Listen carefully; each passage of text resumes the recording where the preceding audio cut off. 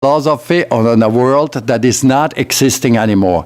S&D provides certain things which are useful for development, and they provide certain things which are negative for development. Negative for the development are exclusions of the rules. If you are excluded from best practices, if you don't have to implement best practices, you are not going to be in the global value chain. An investor is not asking whether you have an exemption at the WTO or not. Either the conditions are right or they are wrong, and if they're wrong, he goes away. So that also brings us to the second question that was discussed, the link between domestic policies and international agreements.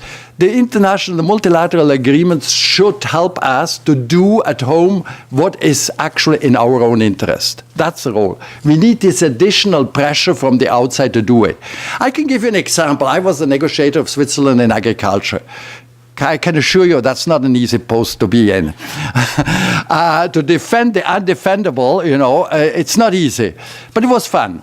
But we also used the whole system, to get the pressure inside the country to change. And we have changed in our agricultural policy. Not enough. I fully agree with you before you say it.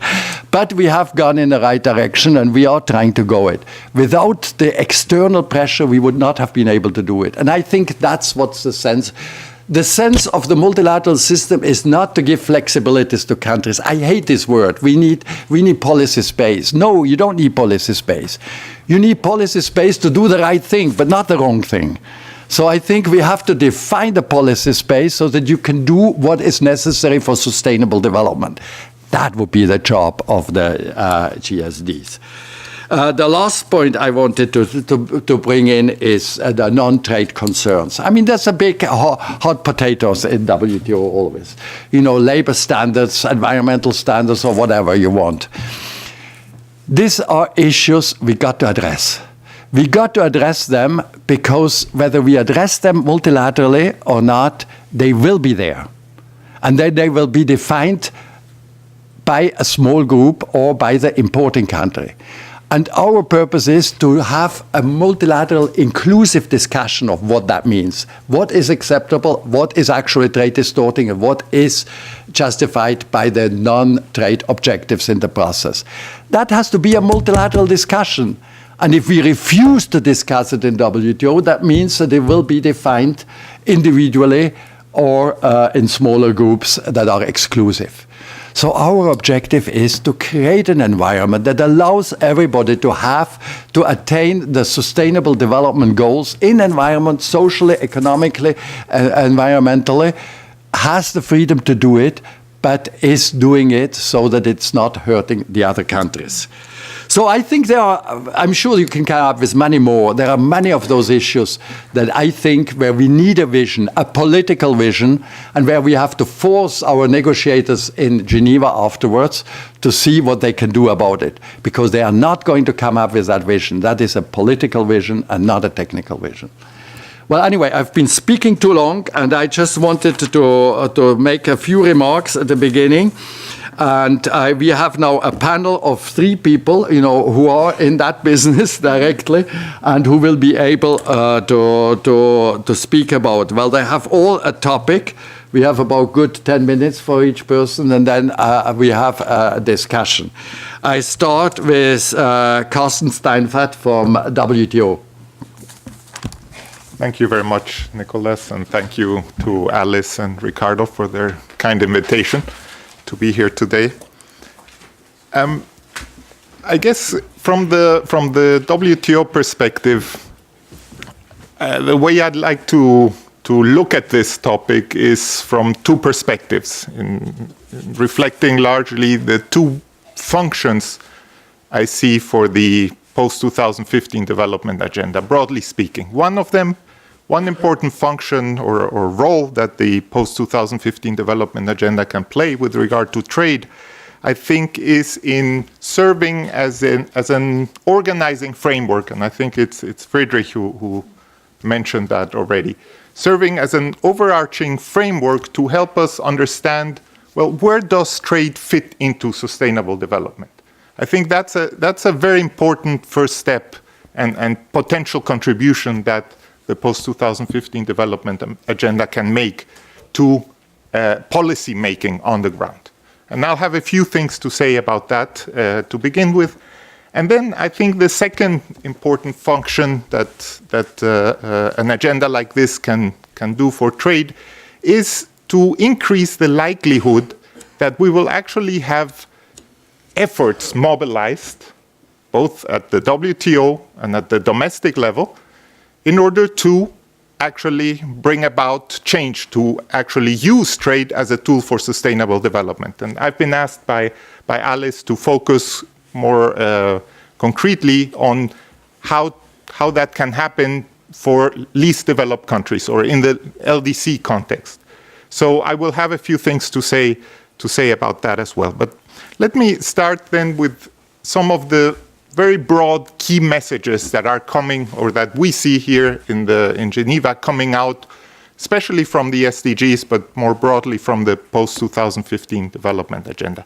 And I think there are four main messages, I would call them. The first one, and I think this is very important and touches on something that Nicolas already mentioned, is where does trade fit into the sustainable development paradigm? And I think here negotiators were very clever in a way, following the approach to Rio +20 in saying trade is a cross-cutting means of implementation. So it's important for all the goals that are listed in the agenda. It's under goal. Trade is one of the four elements, together with finance, with technology, and with capacity building, as a cross-cutting means of implementation, relevant to the attainment of every goal in the agenda. That's one, I think, very important message to keep in mind. The second one, and which is aspirational, is that multilateral cooperation is seen as the way to ensure that the role of trade for sustainable development is maximized. I think the realities on the ground, of course, are often not reflecting that, but I think the principle, the aspiration that is coming out of the SDGs is that one. We see lots of references to multilateral processes, both under negotiation and already completed. We see a target, devoted specifically to the multilateral trading system and promoting that system. So clearly this is seen as a key aspirational goal. The third element, of course, which has been with us for a long time and is now transposed into the SDG or post-2015 development agenda, is the issue of trying to continue catering to the needs of the least developed countries. Of course, this was already part of the MDGs and certainly is very much in the center of the trade elements of the SDGs. And finally, I think the fourth element is the idea that trade has to be part of coherent policy frameworks for sustainable development. I think this is something that's often overseen, but one important message that's coming out and specifically is the fact that trade has to be part of broader, coherent policy packages, if you will. And we're already not staying in the case of the SDGs at that very general level, but we're being given concrete examples of where trade policy reform can actually help attain certain objectives, certain goals. We have the case of export competition in the case of the goal on hunger. We have the case of trade distorting subsidies in the fisheries sector as a way to then reform them and get gains on the ocean conservation front. And we have several other examples. So this already we're getting some useful guidance on what coherence means, in fact, in the trade policy context. And I think that is also quite important. Now, moving on and more specifically to the issue of mobilizing policy efforts or to the advantage of making trade work better for the LDCs.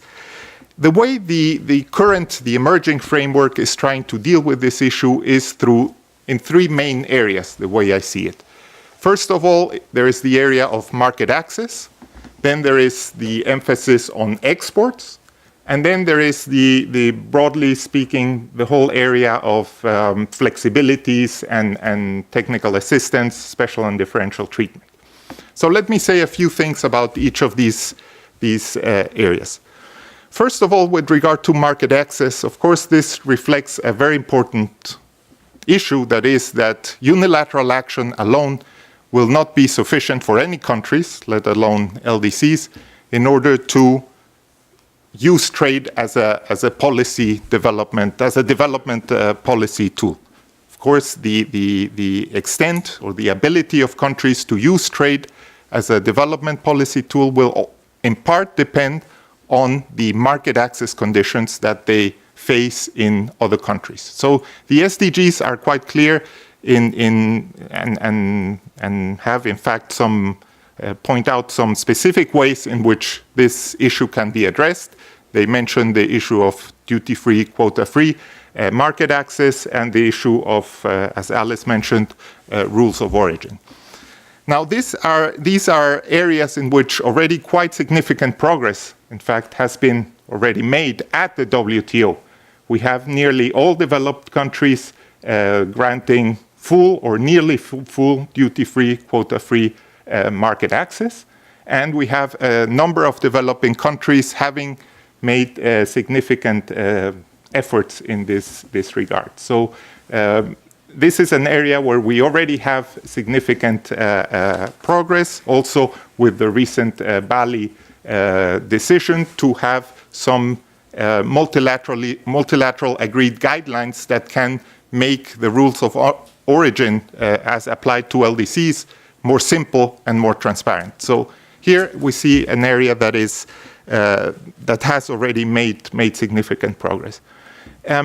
Some comments, and not necessarily implying that this is something that the agenda needs to reflect, because I think a lot of work will be up to, in fact, to each policy community to start putting on or working on a narrative on how to implement all these different aspects of the agenda. But one thing that one could mention very briefly is the fact that the market access view that's emerging from the SDGs is very much focused on tariffs as presenting a barrier to trade for LDC or a barrier to exports.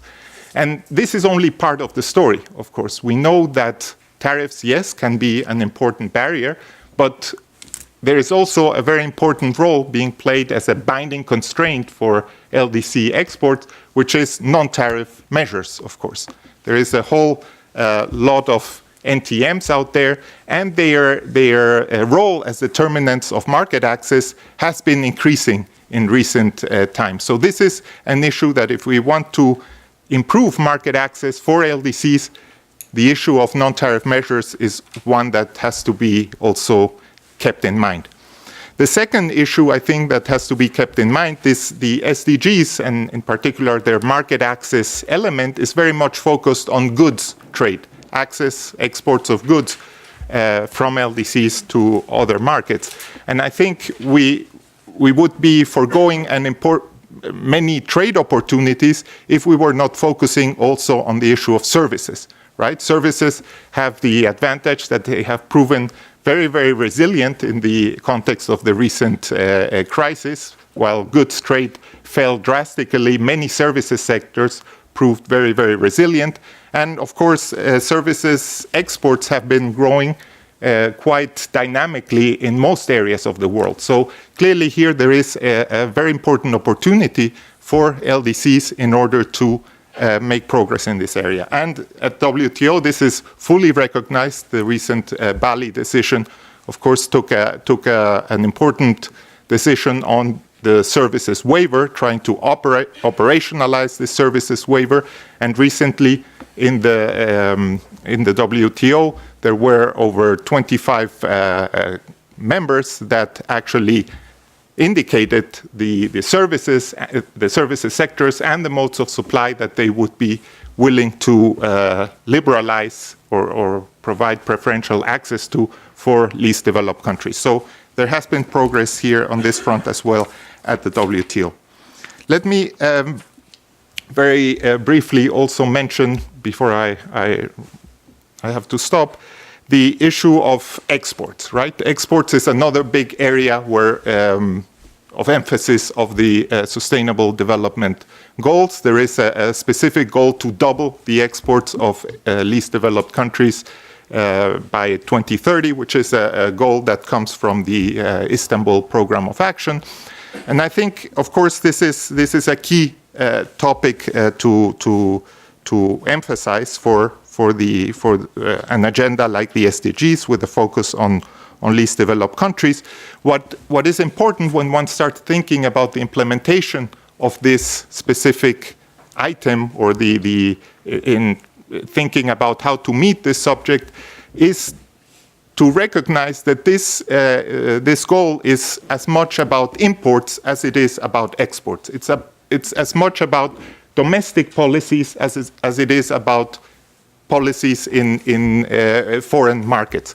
And why do I say that? Well, for the reasons that have already been alluded to. I think in practice what we see is that country or firms that are trying to enter export markets or that are trying to maintain their trade competitiveness will need access to the best quality and lowest or cheapest inputs, and sometimes these inputs will be available in the domestic market, but many times these inputs will only be available through imports. So a way to actually increase and maintain trade competitiveness is to maintain an open trading regime vis-à-vis those imports that are essential for your export competitiveness.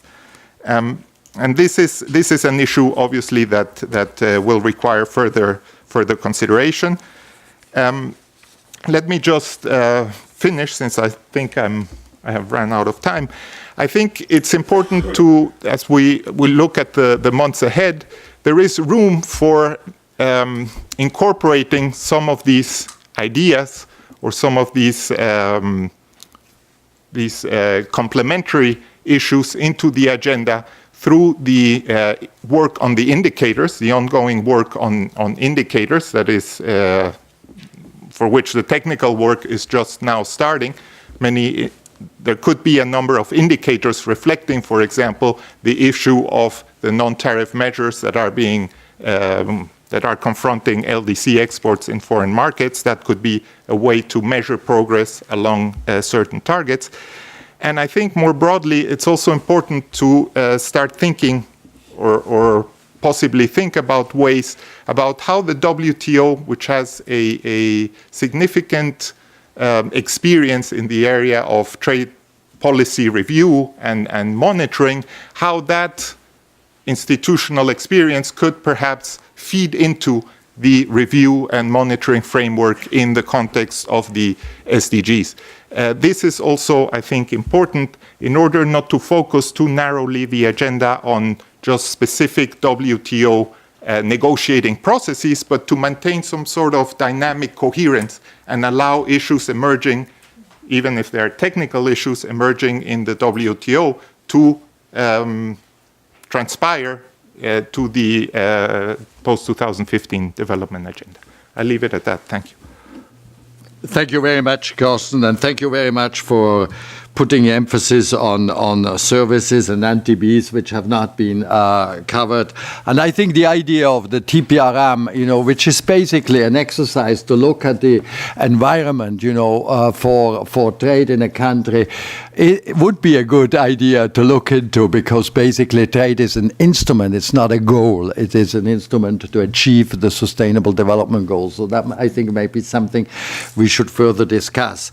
But before we go into the discussion, let me go to our second speaker, which is Marcus Bartley-Jones from the World Bank. Please, John. Thanks very much, Nicola, and thanks to ICTSD for this opportunity. I think for the bank it's really valuable to have events like this.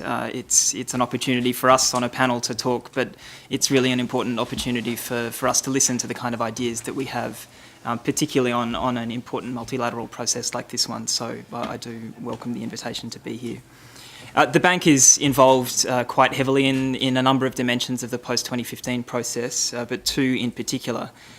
We've been involved steadily in work within the UN system on refining the indicators, and we've also been heavily involved in the financing for development discussions along, particularly with the IMF and other multilateral development banks.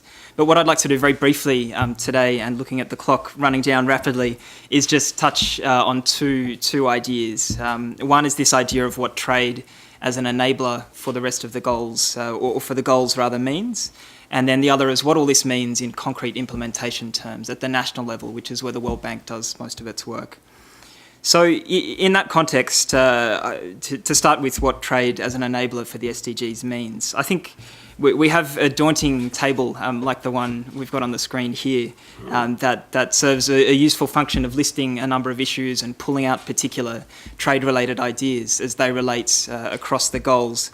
But I think this is useful, but I think what's more useful for us to do, and we've touched on this in a number of comments so far, is to take a step back and to ask the question of ourselves of what role trade-related policies can have in achieving the kind of vision that is set out in the SDGs. This is about not so much an exercise of running through individual goals and seeing where we might find trade. It's about really seeing trade in terms of the way it's conceived in Goal 17 or was in MDG 8 in the Millennium Development Goals. What is trade as a means of implementation? And I think when we take this step back, we give ourselves a useful new frame of reference rather than trying to run through and spot trade in each of the individual goals. We might be a little bit disappointed if we run through and look for trade, try to find it everywhere in 1 to 17, but by taking this step back, we'll find trade everywhere. Just to give a couple of examples, in terms of Goal 1, ending poverty, trade integration is absolutely an essential contributor to growth, which helps boost incomes and create jobs through new market opportunities. We know that for MDG 1, trade openness and integration was a critical part of the achievement of that goal. And so, of course, it's a question we'll have to ask ourselves for Sustainable Development Goal 1 as well. In terms of ending hunger, in Goal 2, there is this mention of distortions in agricultural markets. These are, of course, important, but there's a wide range of other trade and investment-related actions that are going to be essential in achieving this goal. We know that agricultural trade costs are significantly higher than they are in manufacturing. This is from World Bank and UN Economic and Social Commission of the Asia-Pacific Research. We know strikingly that they haven't fallen since the 1990s, unlike trade costs in manufacturing. This indicates that there's a very wide agenda agricultural trade to this specific goal here. And again, we need to look not just at barriers in export markets and policies that affect international markets, we need to look at barriers that countries might impose themselves. Recent work that the World Bank has done in Africa, for example, shows that one of the significant barriers to increased agricultural productivity on the continent are barriers that countries themselves are imposing, non-tariff measures on things like seeds and fertilisers that, if those are addressed, could significantly improve agricultural productivity. So the point here, we could run through all of the goals and perform a similar exercise, but it's to sit back and think about how a wide range of trade-related policies are going to be relevant across them all. I think we also need to take a step back and think about what kind of global economy we're going to require to achieve the goals. And I think, hinting at this already across a number of comments, we're going to need an integrated one. We're going to need one where is an open flow of ideas, of innovation, of technology, of goods and services, of investment. It's not going to be good enough for countries to try and pursue the achievement of these goals in isolation from the rest of the world. The WTO is going to have a crucial role in underpinning this kind of system in multilateral governance, but obviously other institutions will too, and that's going to be a question that we need to think of further. Then at the country level, this is the second point that I'd like to touch on. Developing countries seeking to achieve the kind of vision set out in the goals are obviously going to need to apply the best solutions from around the world to take advantage of the kind of global economy we have in mind for their development. And here I think the key point to make is that we wouldn't assume that any country would pick up the texts as they end up, either the Financing for Development or Sustainable Development Goals texts, and see that automatically as a blueprint for their own development. Of course, and this was the point that Friedrich made right at the beginning, it stems from the mandate for these negotiations. These are going to be tailored at the national level. Countries themselves, with help from international partners, will look at specifically what needs to be done in their own context. And on trade, it's going to go well beyond what is in the text of the goals or indeed the Financing for Development draft. There are two particular elements here that I was asked to touch on that come up in the Financing for Development text, which are trade-related. The World Bank indicate that the transport infrastructure investments required in that region are between $411 and $691 billion between now and 2020. So when we look at that, it's clear that public financing alone is not going to meet a challenge like that. Private financing is going to have a huge role, as is cooperation between the two. The latest data that we have shows that there was about $29 billion in private financing for infrastructure worldwide in 2013. So presenting that against the gap for South Asia for one region makes it clear that on the private side there's a large gap as well. It means we need to look at ways of leveraging public funding more effectively for private financing for infrastructure. This is an area that the World Bank has been working on a lot in the Financing for Development process, along with others. It's something where action can, at the global level, can make a difference.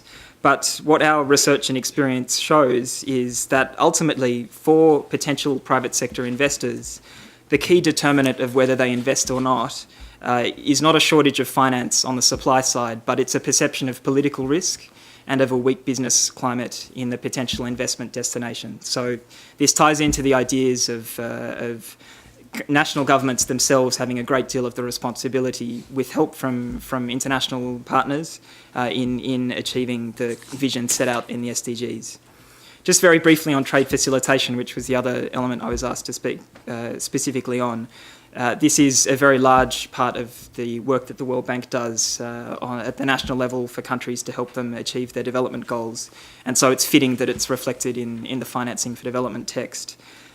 We think that implementation of the WTO Trade Facilitation Agreement can form the core of developing countries' trade facilitation reform programs. That's why we've mobilised significant new financial assistance, and others have as well, for achieving that. We know that it's one of the weakest areas of performance for many developing countries, and one of the key barriers that limit their businesses from connecting to international markets. There are a number of other issues, of course, that we would be encouraging governments to look at when they try to translate the vision of these development goals into practice at the national level in terms of trade. And services, non-tariff measures have been mentioned already by Carsten. Links between trade and the investment climate are hugely important, as I mentioned already, in terms of infrastructure and particularly in terms of connectivity to value chains. And there are many others as well. But I think the key point to take away from this is that the agenda needs to be determined at the national level. Governments will need to look more widely than just what they find on trade in the texts themselves to decide the path forward. And just one final point on how we can design policies most effectively and also monitor the achievement of the goals is we have a huge gap in global data and transparency on trade-related policies, but more widely on many of the areas set out in the SDGs. Just to give one example, in many countries where the poorest people are concentrated, we know that between 50, 80, in some cases even higher percentage of the economy is the informal sector. And we have basically no data on the informal economy. It's very, very hard to design policies that are going to be effective if they're targeted only at 30, 40, 50% of economic activity in the country. And that's something that will cut across all of the SDGs. We'll need a much greater global effort to publicise data, to gather it in the first place, disseminate it more widely if we're going to achieve the goals. I think I'll leave it there. We've got a wide-ranging agenda, but hopefully we can pick up on more in questions. Thank you. Thank you very much, Markus, and thank you for having put into the relation the international environment and the domestic cooperation. and the importance of infrastructure. And I think one of the issues which was very nice, which you didn't touch, but I think you might want to say a few words about is this policy of trade corridors, where you are trying to use the infrastructure both for integration worldwide, but also to have the regional integration, which is very important.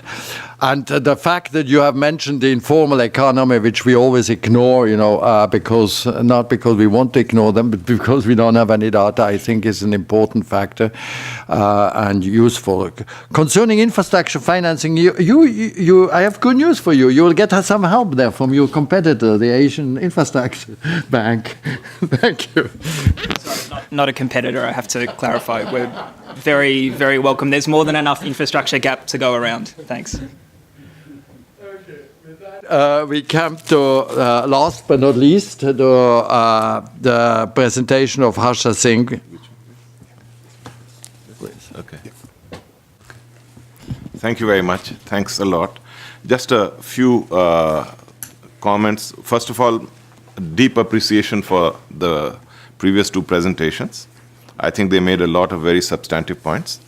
A few comments on, especially the one which our chairperson made about the diminishing role of WTO.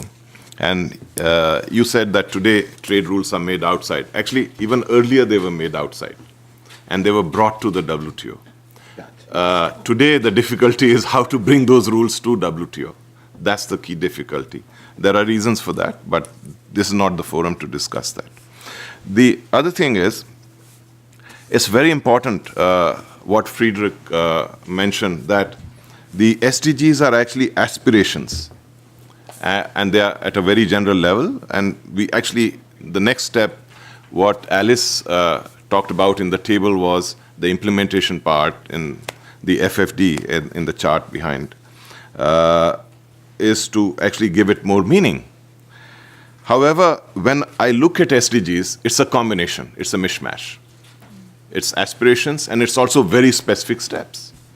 And there are a number of places where if I really put my imagination to work, I can see trade working through various kind of contexts. But it's not clear whether these people have actually thought about that at all. And the clearest is when I look at the segment on trade itself, where there are 3 items, and they are focused primarily from the perspective of LDCs or very poor countries. And the services waiver is missing, as the first speaker pointed out. The other part is that if you do not include services in trade, how do you then interpret the objective of significantly increase exports of developing countries, in particular with a view to doubling the least developed countries' share of global exports? So is it goods, or is it goods and services? So I think some clarity needs to be brought into this kind of discussion, even if it's at an aspirational level. So that's very important. Now I take a step back and address the issue which or the points which I have to talk about, which link up with the mega regionals. Before looking at the mega regionals, we have to understand that trade today is a very different phenomena than it was even 10 years ago. About 10 years ago, there was a July framework for the Doha round, which gave meaning to what would be the context of negotiations. And some people blame that framework for difficulty. I don't think that's necessarily correct. It contributed. But today, trade, the chairman talked about global value chains. Very valid point. But today, trade, investment, global value chains, services, and technology are increasingly overlapping.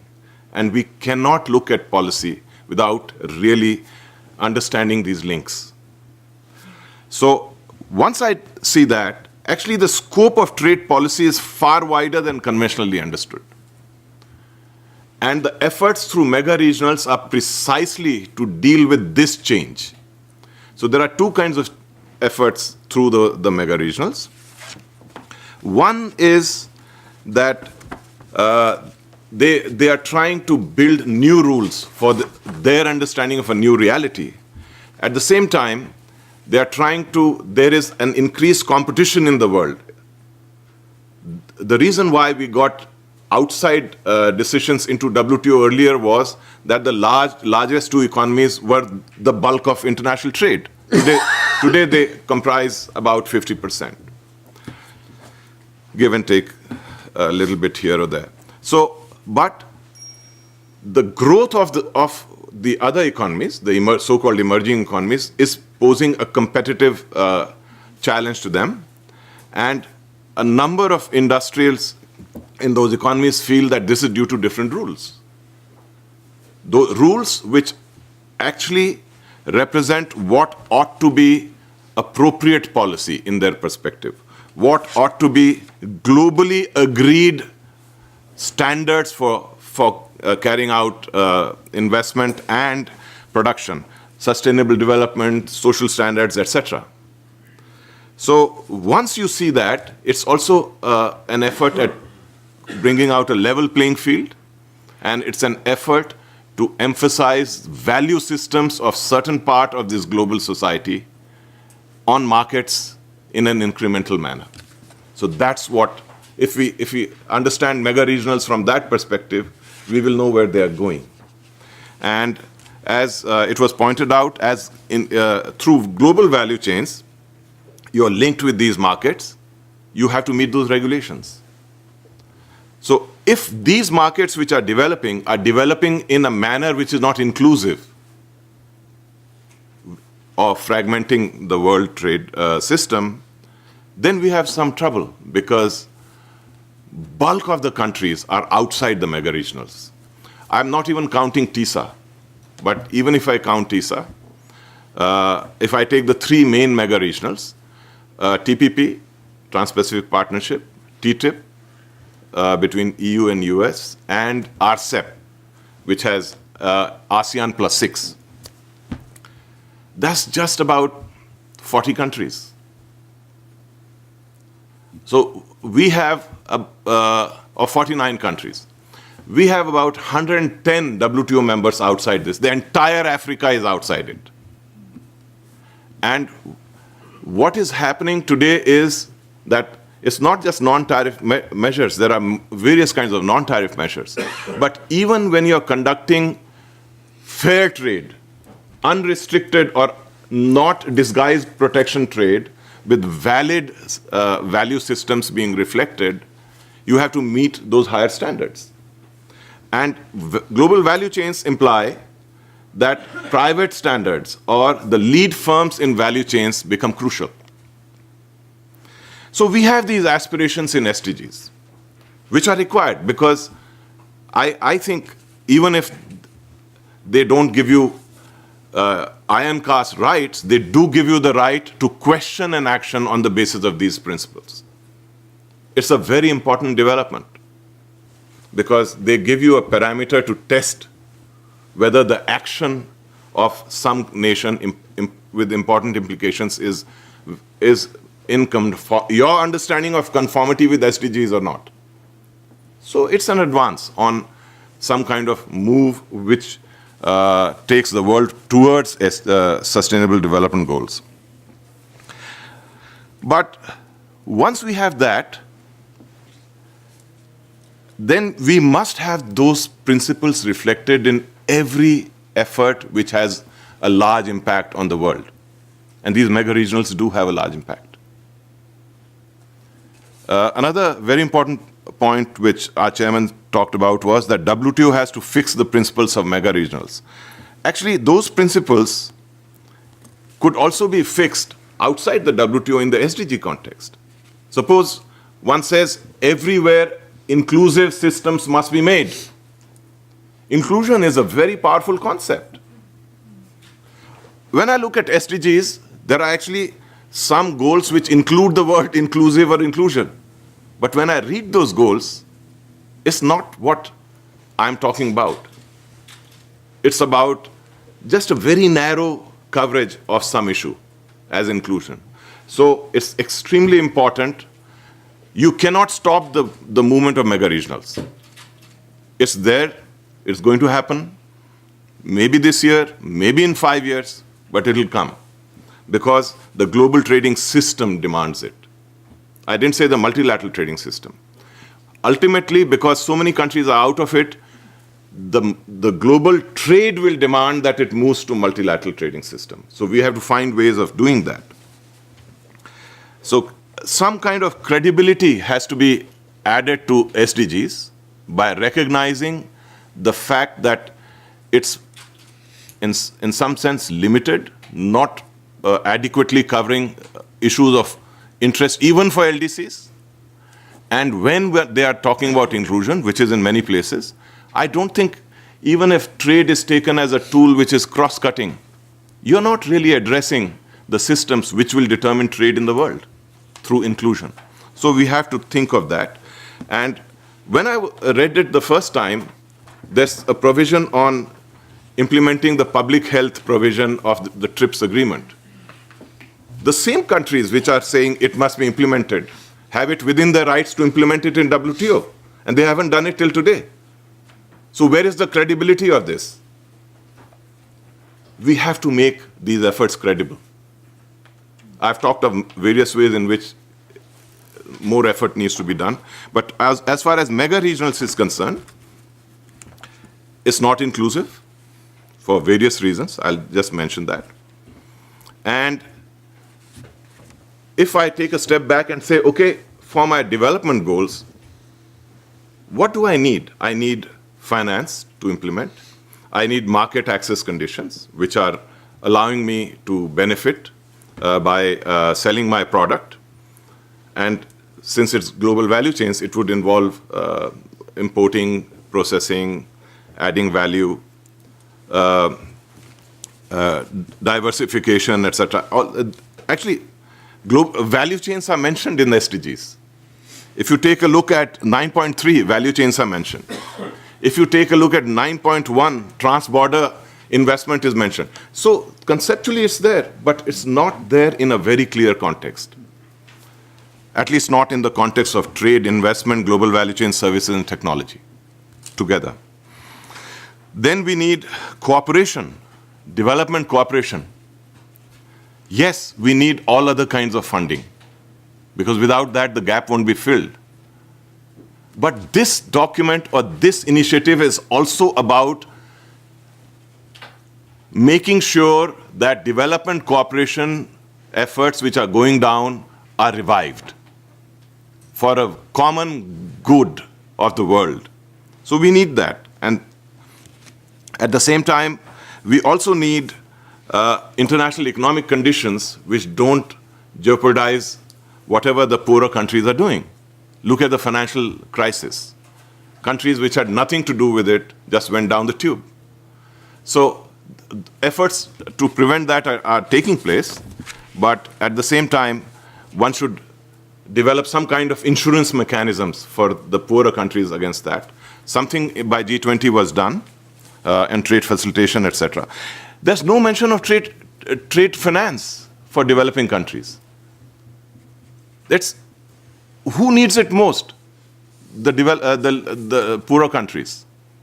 So I think this is a document which could have been written 20 years ago.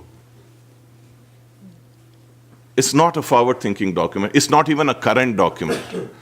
And what will say, let me take TPP, because I think RCEP will have lower standards than TPP. TTIP has some time to come into place. Many people doubt whether and when it will come into place. I think probably in a few years' time it will be there, but TPP is likely to come much earlier. It will lead to greater tariff reduction with rules of origin which are exclusionary. So if you have tariff preferences, there's preference erosion. It will imply higher standards.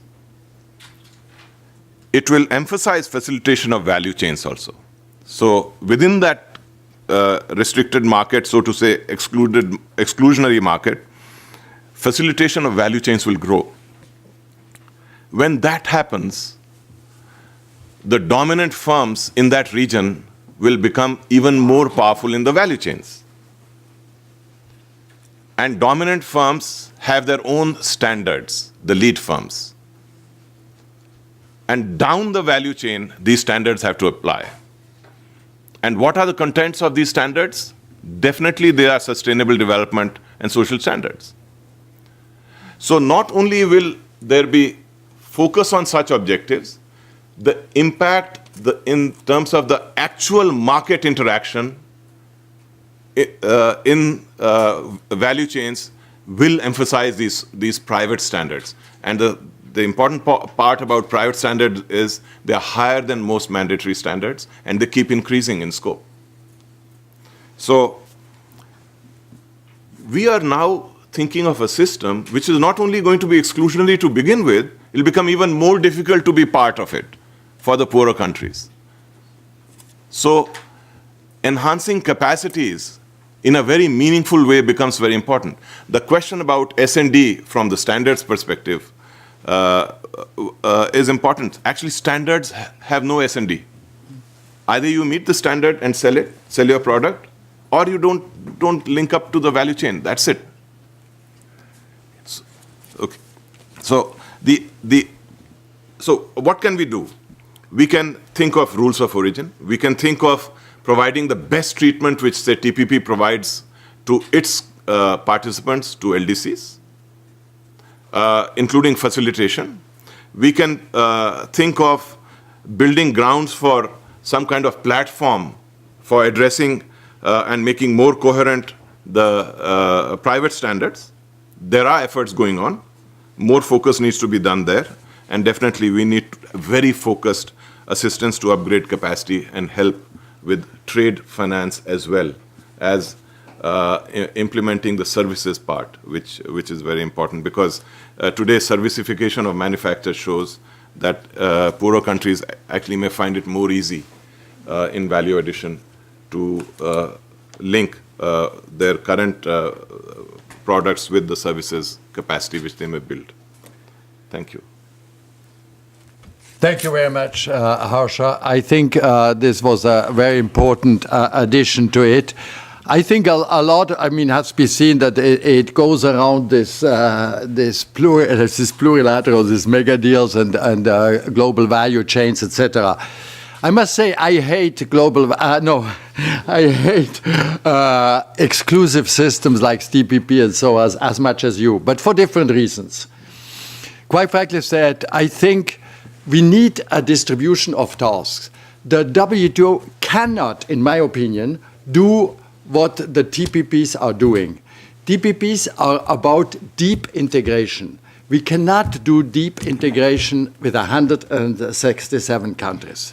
You need a smaller group that has a similar, whatever it is, social values or whatever you called it. That's within the facts of life. So we cannot avoid that. We cannot avoid those deals. But what we can do is, I think you mentioned it also, to put the rules, under which ones we do. You commit yourself as a government that if I participate in one of those exclusive deals, I respect a certain number of principles. And those principles, we can use the SDG, partly at least. But I do think it has to be in WTO, because if it's not in WTO, you don't have the sanction. And we need the sanction, otherwise I forget about it, of the value. Now, is SDG,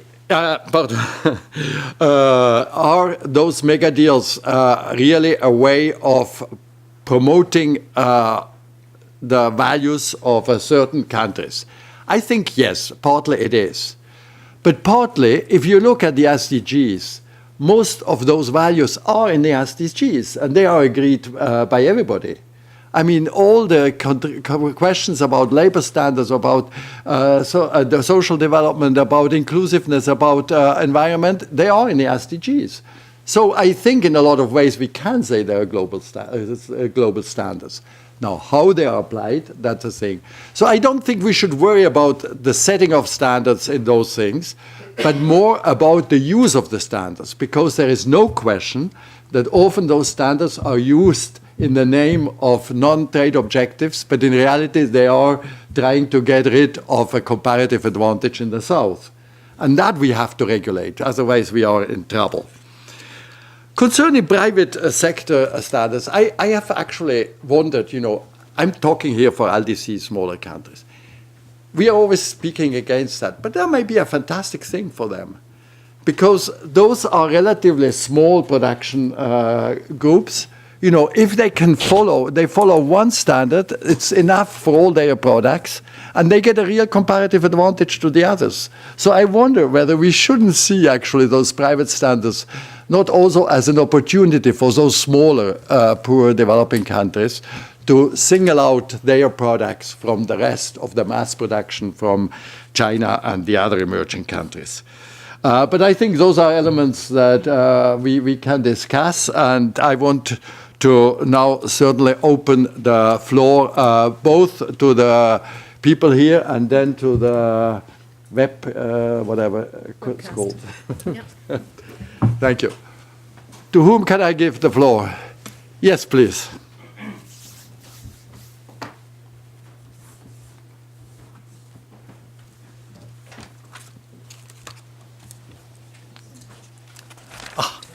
Thank you again.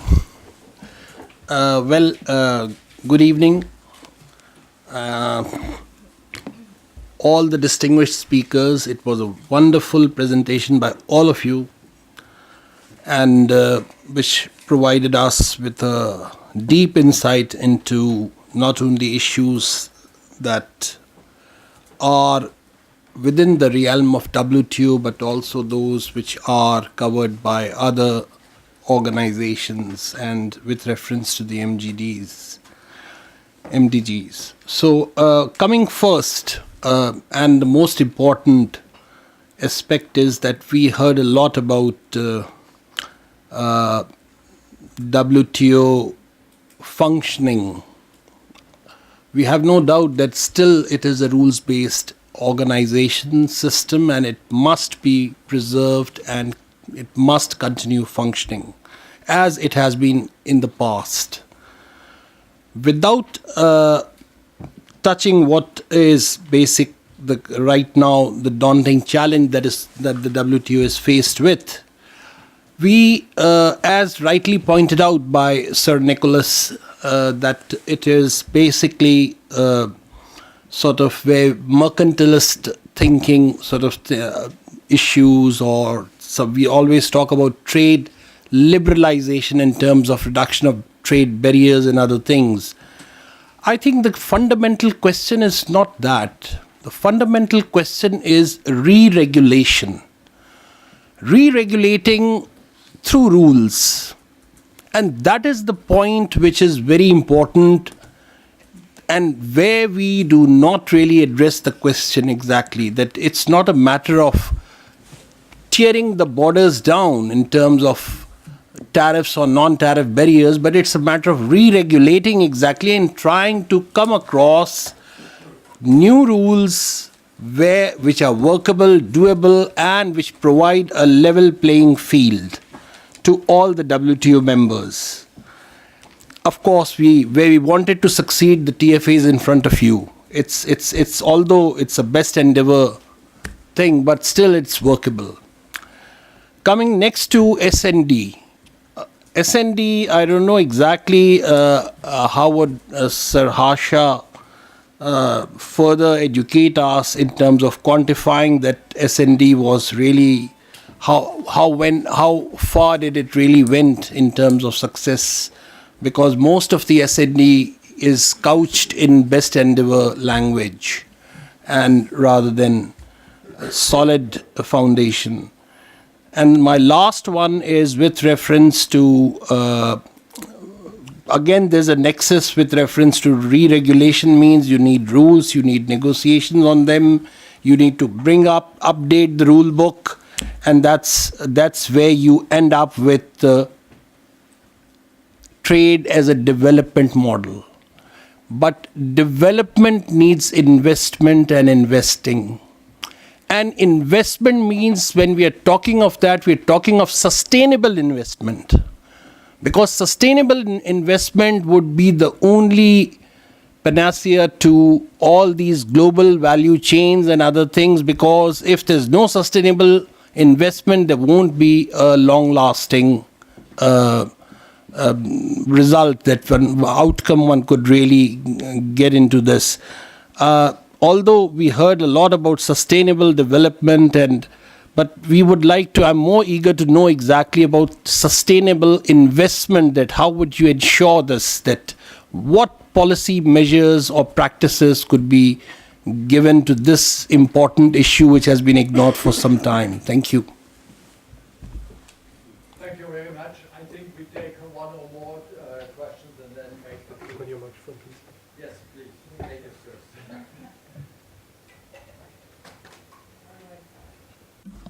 I think that's working now. My name is Catherine Hagan with the Global Social Observatory.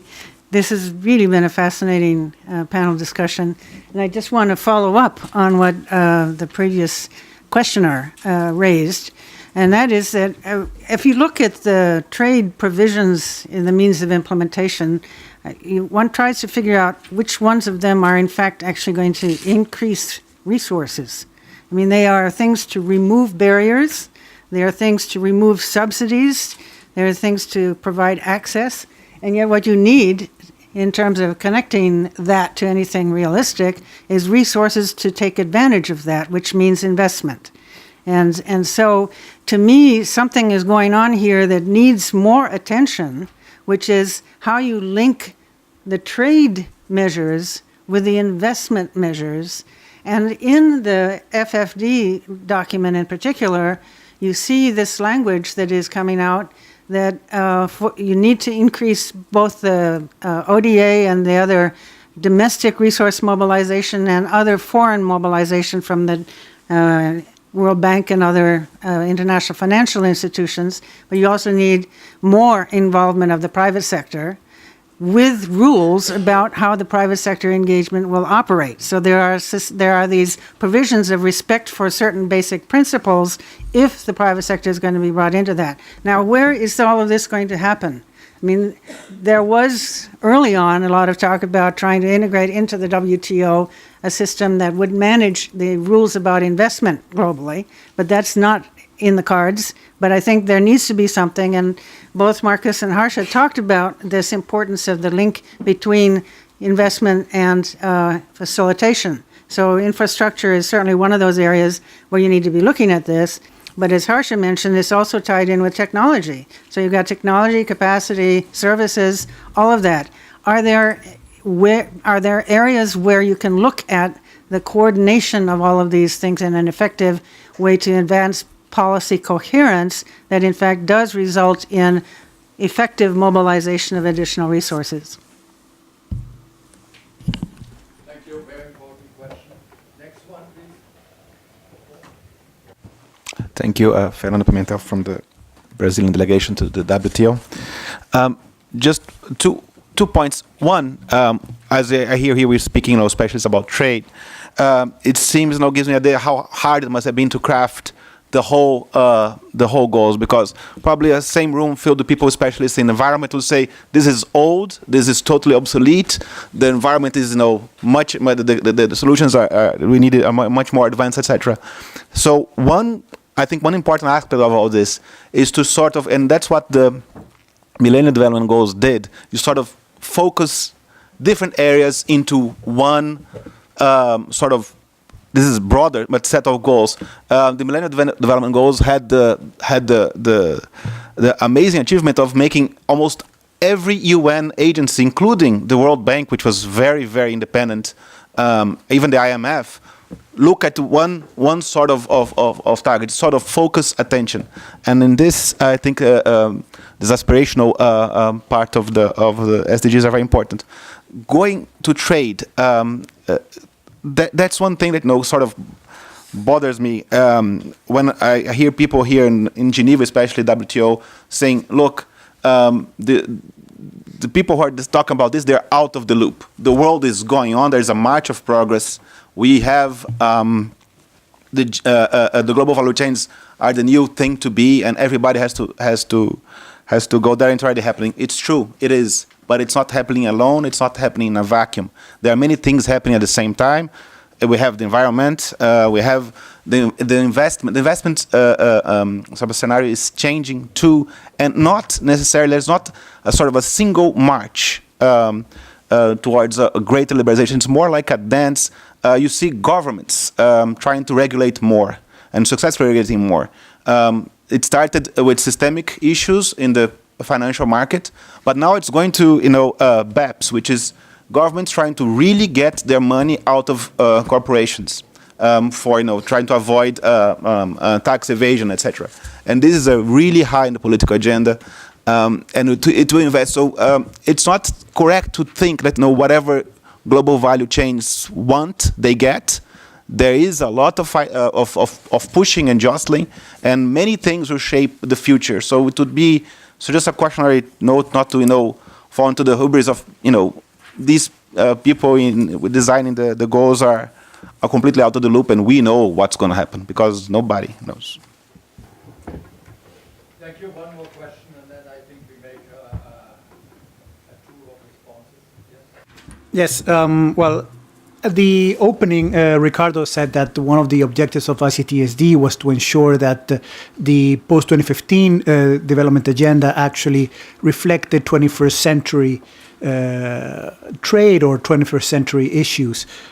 That's a very tall objective, and I think that through the difficulty here is that the negotiating dynamics of the SDGs have meant it so that it's like the dog chasing its tail. That we cannot focus on 21st century agenda issues because we haven't finished the 20th century's agenda issues, which are the MDGs, and in the WTO reflected mostly through the Doha Development Agenda.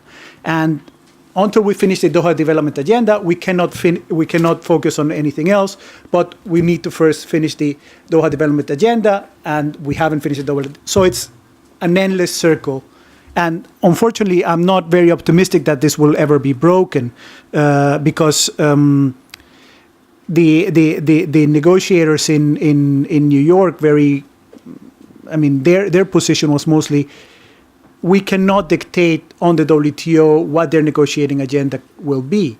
I'm not valuing whether this is right or wrong, but that's the reality of what occurred in the negotiations. This was the position of many of the countries, both developed and developing countries. So across both ends of the development world, there was consensus that there shouldn't be any dictating of agenda to the WTO, and Frederick was also saying that the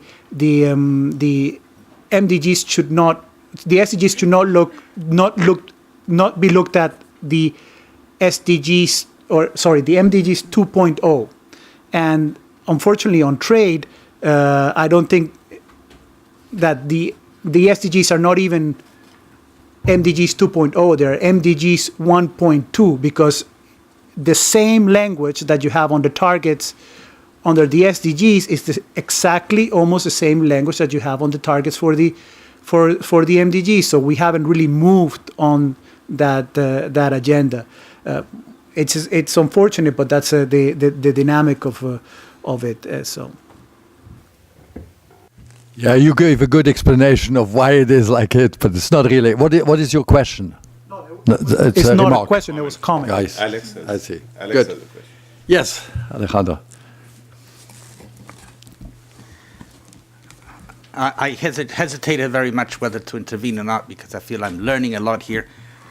Being much younger, I don't have the breadth of experience that Nicolas has. Two very brief comments. One, about the multilateral trading system and the vision, and Nicolas, you said about how these goals embody a vision, as if the multilateral trading system did not. I do not agree with that necessarily, because I think that the system embodies certain values, certain visions, which are in the text of our agreement. Non-discrimination, trade liberalization, the rule of the law, It's mentioned here several times. So I think that there is that. And to the extent that it is shared and it's applied, it's another question, but being what it is, it evolves slowly, etc. Now, a lot has been said about mega regionals, etc. And I'm not so concerned about countries that wanted to embody that vision, to liberalize their trade, etc. Go faster by other means, by other instruments.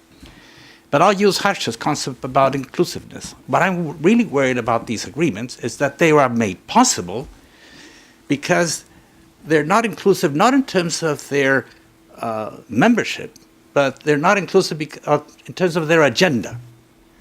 And here, I think it's quite simple. These agreements are made possible because they're not dealing with domestic support on agriculture, with export subsidies on agriculture, with anti-dumping, with fishery subsidies, and so on and so forth. So all these things which are highly sensitive politically, which demand a lot of political energy and support to solve, I said the 20th century problem, will lie there in spite of how fast, no matter how fast and deep, those mega regionals go. We will still have that agenda hanging over there, waiting to be solved. And the only place to solve it nowadays is in the WTO. So I'm picking up the concept of Harsh about the inclusiveness, about the vision of the system, etc., and trying to say we do have a vision. We do have, we all share that vision. There is a sense of purpose, and right now the mega regions are not necessarily fulfilling that in a very comprehensive way to solve the problems, which, by the way, affect the poor the most. Thank you very much. A good remark. I think we stop for the moment here and start to give answers. Who wants to start? I can start, but let's go the same way. Yeah, okay. Actually, I have answers to each one of them, so I'll end up taking some time. One, starting with the chairman's point of that value system, it's good. The issue is not that sustainable development and social standards are bad. The issue is, are they being used, linked to trade in a manner which result in what is otherwise would be considered as trade diversion? Yeah. So, but the issue of what is the standard is linked to this, because you cannot have the second without also looking at the content of the standard. And what my point was that private standards will become a much larger used, a much more prevalent phenomena. And what you fear will become more and more the reality. And private standards, there are private standards, but what is required is to have the multiplicity of these standards into some kind of a coherent system, agreed principles. SDGs could pave the way for that. On re-regulation through rules, I completely agree. In fact, the entire emphasis in the mega regionals is on rules. It's not about tariffs per se. Yes, there'll be dramatic decrease in tariffs in TPP, not so in RCEP, but the bulk of it is rules, 90% is rules. How would you ensure sustainable investment? Through the same kind of standards as you ensure sustainable trade. In fact, if you see investment agreements, they have these principles ingrained in them. There's a joint declaration by EU and US on investment agreements, which very much upfront talks about it. And it also talks about state enterprise reform, incidentally. So it's the same kind of context. Which ones are investment? Actually, if you go to 16 and goals 17, investment is all over, either directly or indirectly through building infrastructure within a nation, transboundary, etc. But 17 very clearly talks about funding, etc. And you also have other aspects like technology capacity, improvement services, etc., in various parts spread out. The point is, it doesn't come out in a very coherent manner. That was the point I was making. I can read into it because I know the subject, Maybe there is more to it because I don't know the entire subject. But at least if it is as open as that, somebody who has dealt with WTO dispute settlement will tell you anything could be done. And you won't be found in the wrong. So that's the fungibility of that. Focus on different areas, into focused attention. Yes, that's definitely important if you can do it. It's the same phenomena as the Christmas tree we have in the Doha round. When you start saying, okay, let's now have the top 5 priorities, and everybody might have different top 5 priorities. So it's difficult, but perhaps some effort could be made there. We need to finish the Doha agenda. Yes, we need to finish it. But interestingly, world trade is going to be conducted more and more not by the Doha agenda.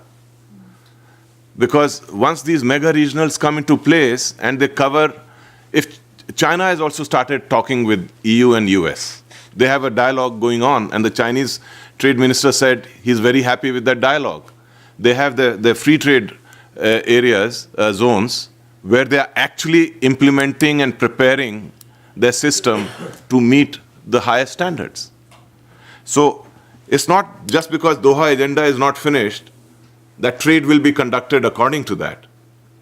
Unfortunately, that is the crux of the problem. Doha agenda has, say, 160 countries. Only about 49, 50 countries will be defining the rules. And others will have to increase their capacity, etc. So on the point on cannot dictate what will be in the negotiating agenda of WTO, also this point about how New York is sensitive about what happens in Geneva. The point is not that they should dictate to WTO what should be the agenda. That's WTO's task. The point is when you are formulating a framework, which is as important as sustainable development goals, you need to have a conceptual framework which looks at how the world is functioning. So it's not that the link between value chains, investment, trade, services, etc., needs to necessarily be told to WTO that you must look at it. No. Also, global value chains will not get what they want. After all, they are industries, and they interact with governments. But now governments are realizing that if they miss out on links with global value chains, so it's not a question of just recognizing that here is a lead firm, etc. There are two kinds of conflicts there. One is to try and make sure that you link up to that, and second is to make sure that the lead firm does not stop your process of value addition on the learning curve, because that is another worry.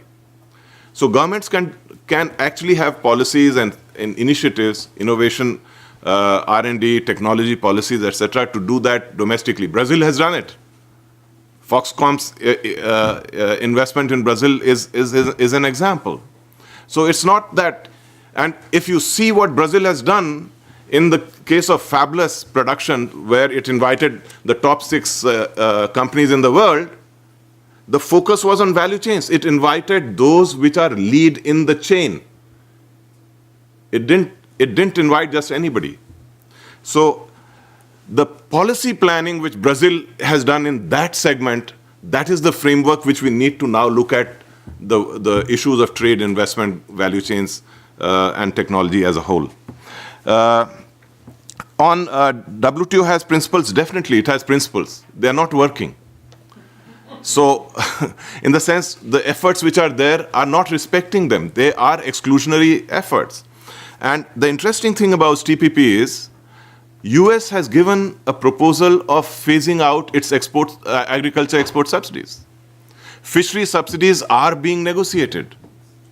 Something which, both Alex and I, we have given speeches where we said multilateral system is the only place where subsidies can be addressed.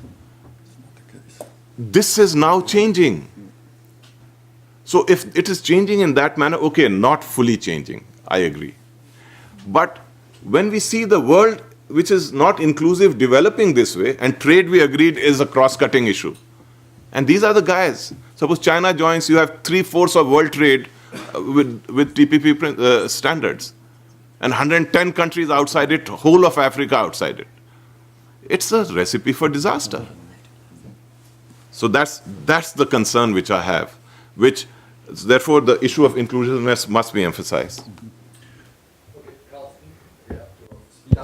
I will. I will address just a few points. I think the issue about re-regulation versus trade liberalization, I think it's mostly, I guess, a semantic issue, because when one talks about trade liberalization, we might be using that as shorthand for a much more comprehensive process, I think, which involves, I think the best way to describe it is trying to reduce trade costs, your costs of connecting to global markets. I think that's the best way to describe it. And sometimes that might involve pure and simple liberalization, decreasing a tariff, but sometimes that, you very well said it, might involve regulation.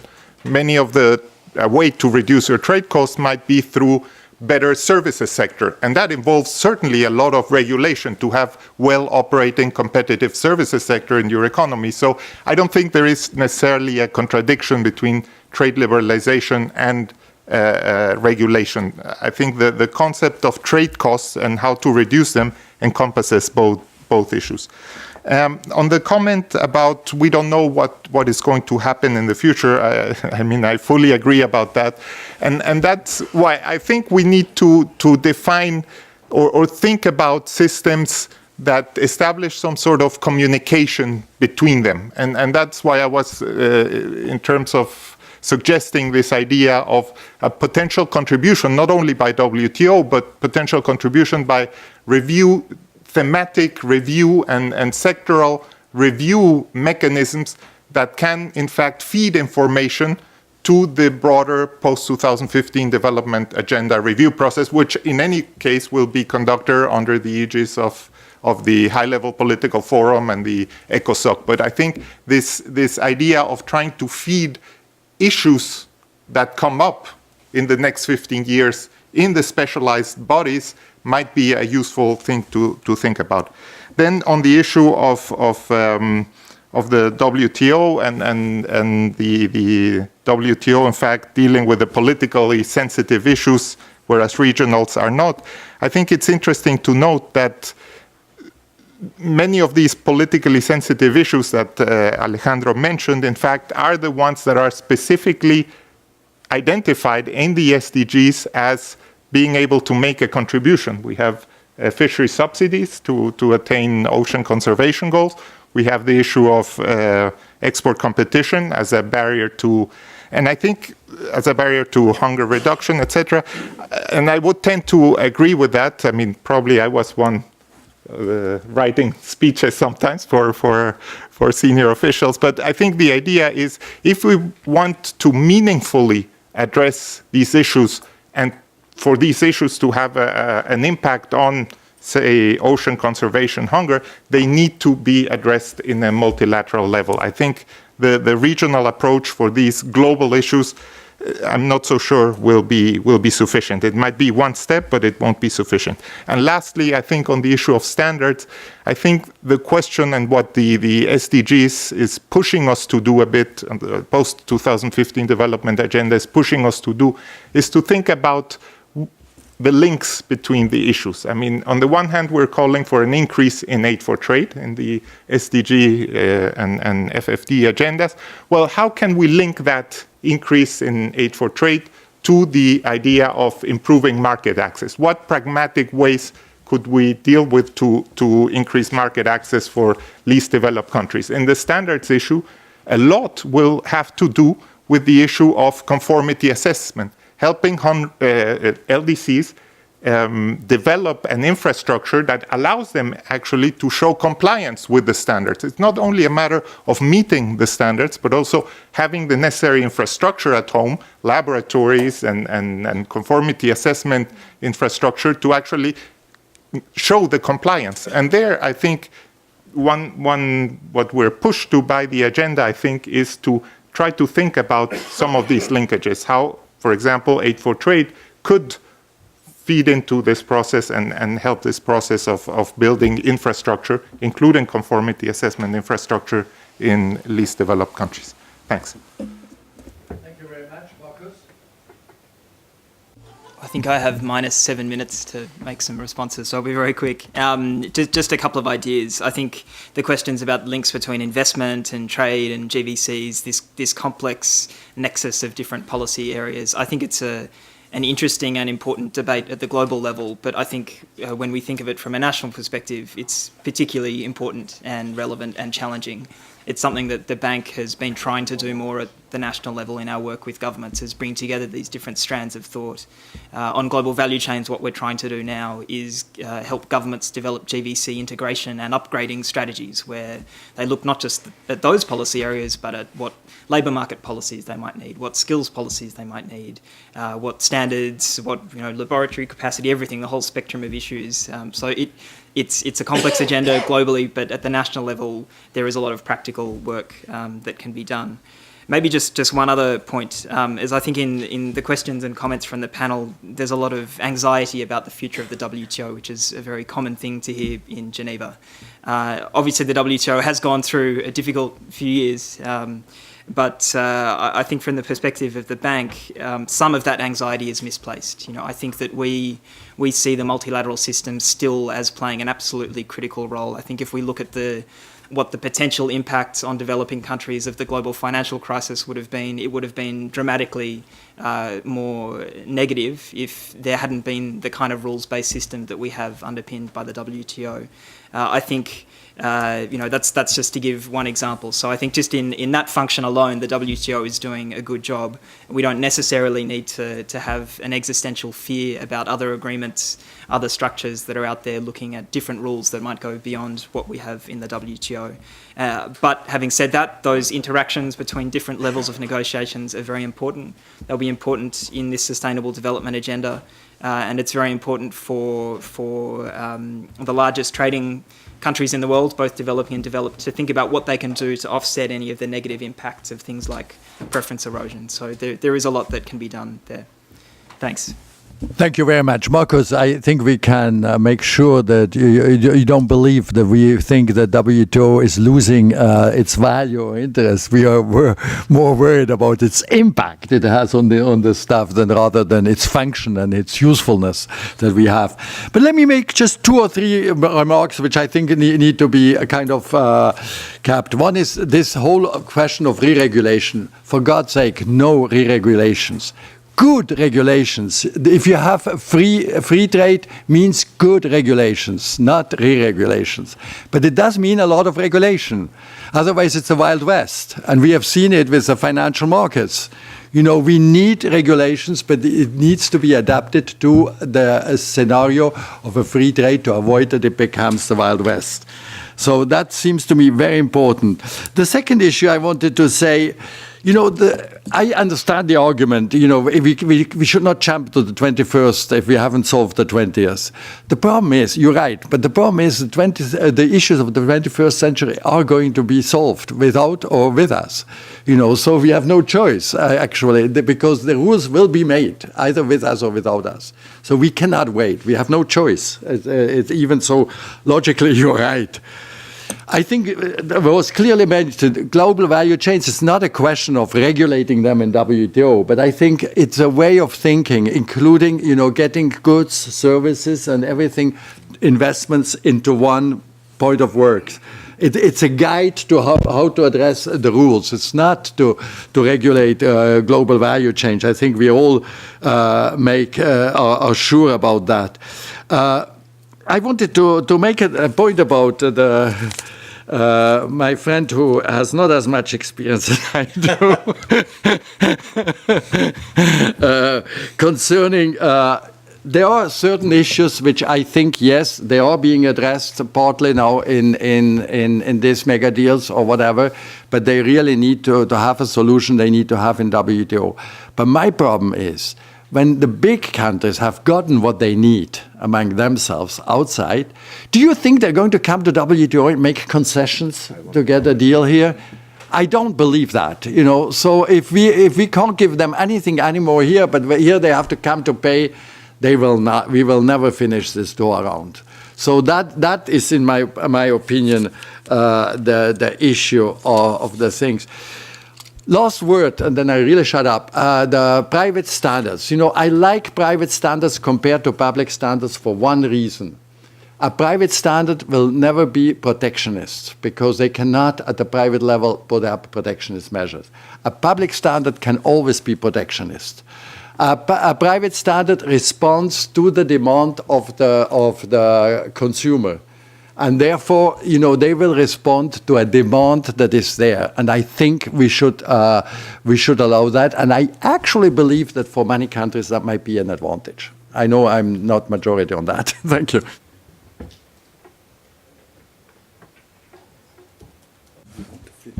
Yes, well, thank you very much, Nicola. No, I think this is what the agenda mandates that I do. So that's why I moved next to you, also so that I could probably benefit from some wisdom rubbing off this way.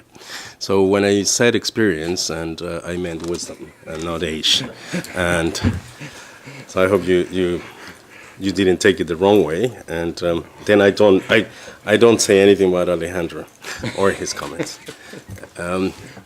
Now, first, thank you for a really very substantive and incredibly rich panel. I think between this second part and the first part, you probably are now better placed, hopefully, to see where we are and then try to find out how to contribute so that, again, with the little window of opportunity that we have going forward, something can be done. And so what's the something about? I think that my take from here, which I must say doesn't really change much the way I look at this before, but it just confirms that feeling, is that we need to look at these documents, as I said before, that's a reference document. That's the best way in which I can describe it. It is a reference for the international community. It is an effort for the international community to get together, discuss, and then try to put in a piece of paper their shared view and their shared vision of what that future should look like. And that's not an insignificant exercise. It has a great volume, just as an exercise, trying to make sure people go through a very serious thinking about these issues. And that has happened. So in that regard, I think that the process that has led to where we are right now, the various tracks, are quite impressive. That said, I think that the trade policy community probably stayed behind, and that's reflected in the documents.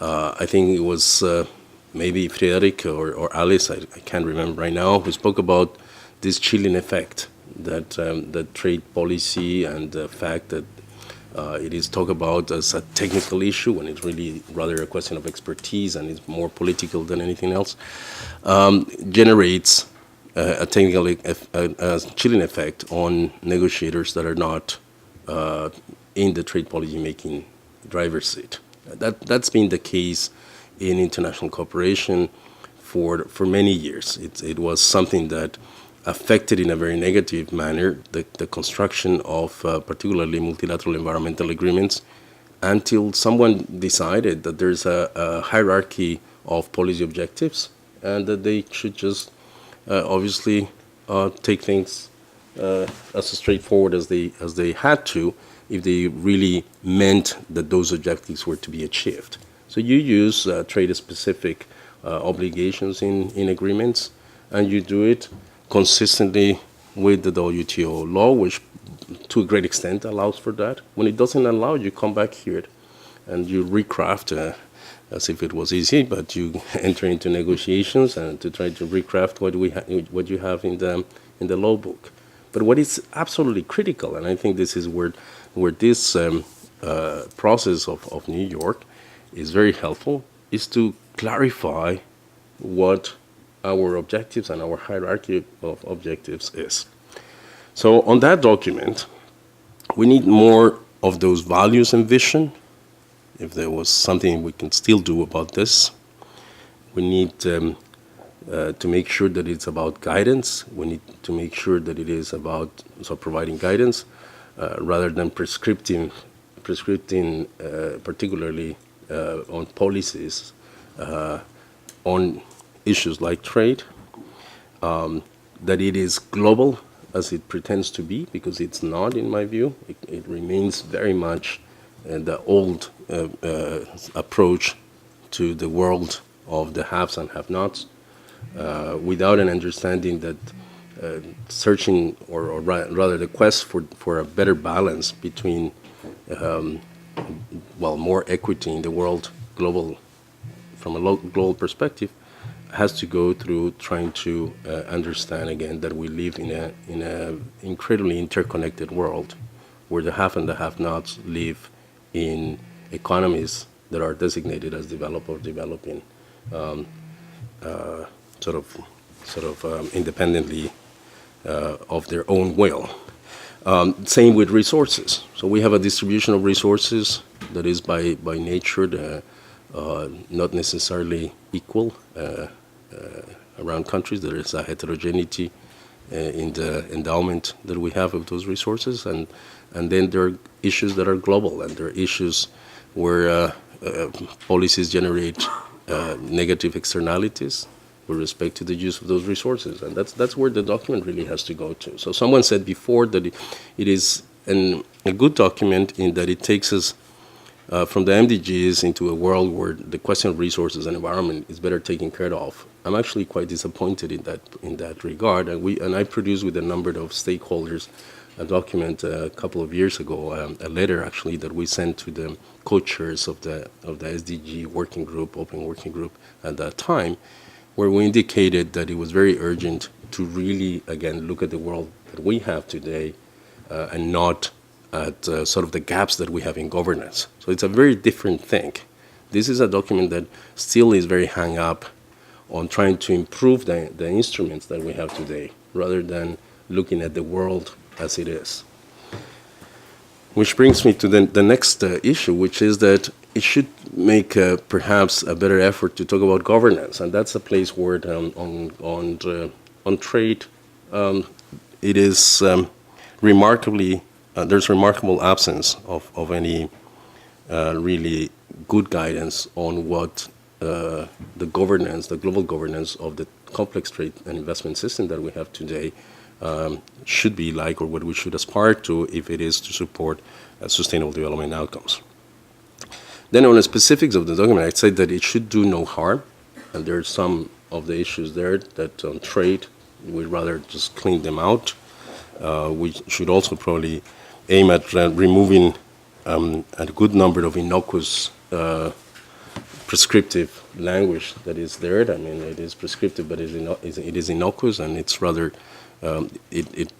leaving it there risk again doing harm. And so I would, and one point, one of those is this conclusion of the negotiation under the Doha Development Agenda. If this is a document that is going to inform again governance in the next 15 years, that's really a statement that is of that exact nature that I mentioned before.